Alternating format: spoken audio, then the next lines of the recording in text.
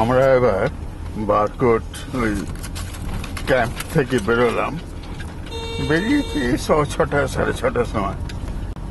আস্তে আস্তে A1A30 ওই দিকটাতে যাচ্ছি, 42 কিলোমিটার।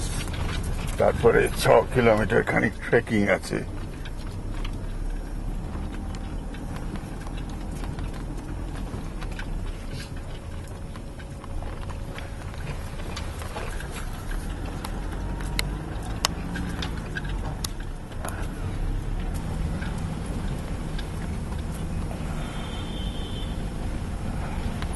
হেয়ারপিন ব্যান্ড এটা।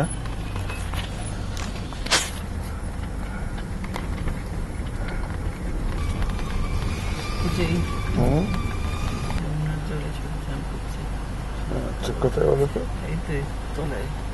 ও আচ্ছা, এখানে এই ব্রিজের তলায় সব যমুনার জলে সব চান করছে, মুখ ধুচ্ছে, মনে হচ্ছে কাপড় কাচ্ছে। ওই হেয়ারপিন ব্যান্ডে আটকে গিয়েছে সামনের গাড়িটা, পেছোচ্ছে কাউকে ছাড়ার জন্য।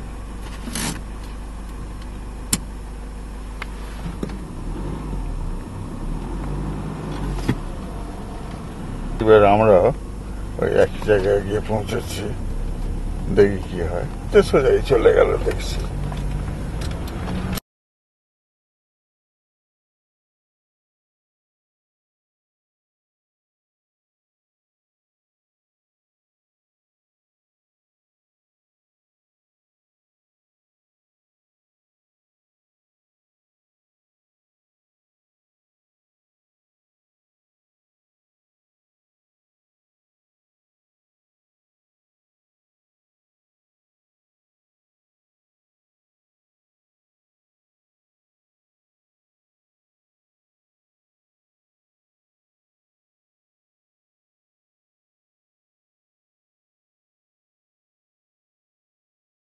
এই পালকি চড়ে যাওয়া বেশ শক্ত, আর এত নড়ে পালকি থেকে কোনো ছবি তোলার সম্ভাবনা ভীষণ কম।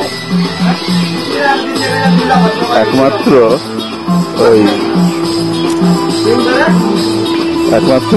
যখন থামে, এখন এরা কিছু চা খাওয়ার জন্য থেমেছে, তাই জন্য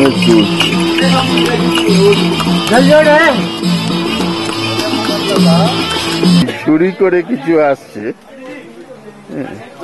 এই ঝুড়ি করে আমি পারলাম না, অসম্ভব। হ্যাঁ, এই আর একটা, এরা কি বাচ্চা নাকি কে জানে। হ্যাঁ, ঝুড়ি করে যাচ্ছে।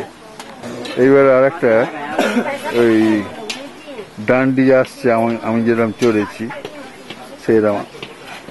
আজকে নাকি খুব বেশি বিজনেস নেই, গতকাল কিছুই পাইনি বলছে, আজকে বলছে 6টার সময় এসে একজনকে পেয়েছে, আমাকে। এই আমি কটা 9:30টার সময় উঠেছি, আরো দুটো আসছে পরপর।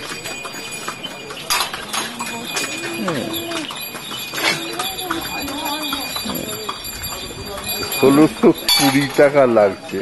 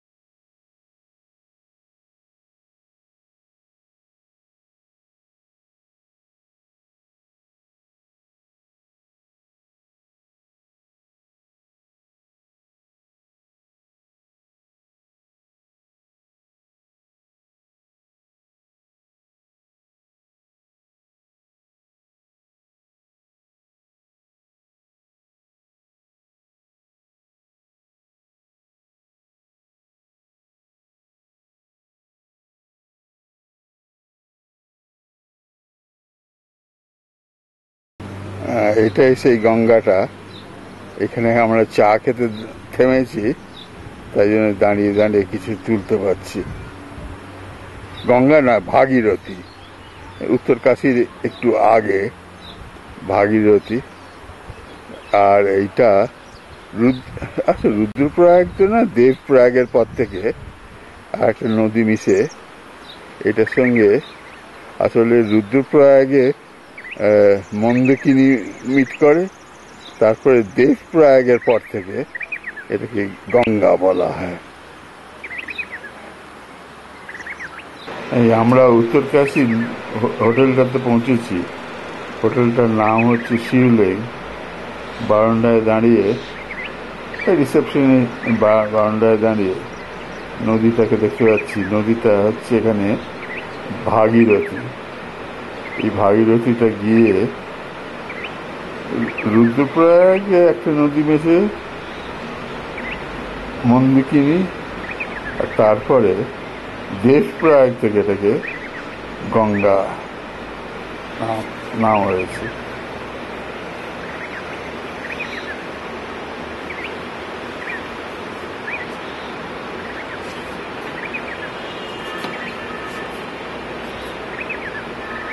এটা একটাই নদী, দুদিক দিয়ে আসছে হয়তো।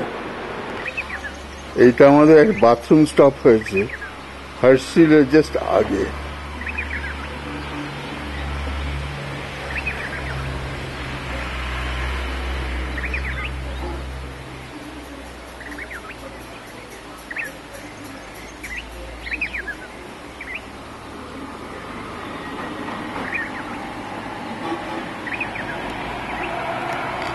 এইখানে চাটা খেয়ে একটা ছবি তুলছি।